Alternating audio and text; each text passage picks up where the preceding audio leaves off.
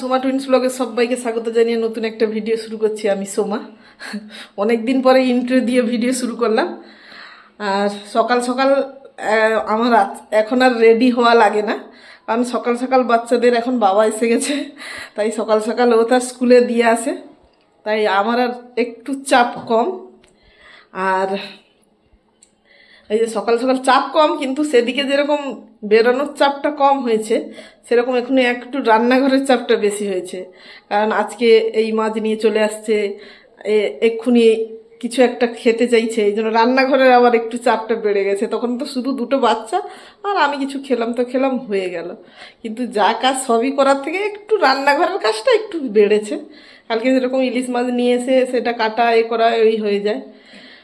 আর আবার আজকে গেছে বাচ্চাদের দিতে, আবার আসার সময় এই যে নিয়ে এসছে লোটে মাছ। লোটে মাছ নিয়ে এসেই বলে দিয়েছে কালকে নাকি ইলিশ মাছ রান্না বাজে হয়েছে আমার কারণে, এই জন্য লোটে মাছ নিয়ে এসেই বলে দিয়েছে কালকের ইলিশ মাছের মতন কিন্তু করবে না, এইটাই বলে দিয়েছে। আমি বললাম বেশি ভালো এক্সপেক্ট করবে না, তুমি যে লোটে মাছগুলো নিয়ে এসছো বড্ড ছোট, আর আমার অত ছোট ছোট লোটে মাছ আমার একটুও ভালো লাগে না, তবুও চলবে। এই নিয়ে এসছে, বেশ সবাই বাড়িতে খায় না লোটে মাছ, যে লিমিট মানে হাতে গোনা কয়েকজন খায় তাদের জন্যই হয়ে যাবে। খাওয়া হয়ে গেল, শুধু মাছ দেখিয়ে ভিডিও ইনকমপ্লিট থেকে রেখে গেলাম। এখন খেতে বসছে লাস্ট পার্সন, আর আমি এখন এসেছি তরকারি দেখাতে এসেছি। লোটে মাছটা যেন খাওয়া শেষ হয়ে যেত একটু। এইটা ছিল ইলিশ মাছের টক, এই পাতে চলে গেছে।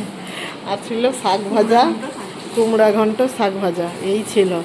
এই যে লাস্ট ঘরের মেম্বার খেতে বসছে, আর আমার ভিডিওই ইনকমপ্লিট থেকে গেছে, কিছুই দেখা হয়নি।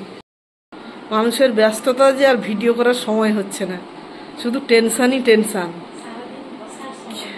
আজকে যা টেনশন হলো মারাত্মক, কার ফাইল খুঁজে পাচ্ছে না, কার এমার্জেন্সি কাগজ খুঁজে পাচ্ছে না, এইসবের চক্করে আর কিছুই হয়নি, সব মাথা থেকে বেরিয়ে গেছে।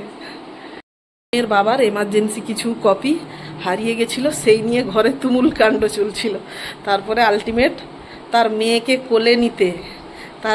কোলে নিতে তার মাথা ঠান্ডা হয়ে গেল, দিয়ে গিয়ে তার মায়ের ঘরে ঢুকে গেল। আমার মেয়েকে কোলে নিয়ে তার বাবা তার মায়ের ঘরে ঢুকে গেল, তার মায়ের ঘরে ঢুকে গিয়েই তার ফাইল হাতে পেয়ে গেল। বলছে আমার মেয়েটাকে কোলে নিতে আমার মাথাটা ঠান্ডা হয়ে গেল, দিয়ে আমি কাগজটা হাতে পেয়ে গেলাম।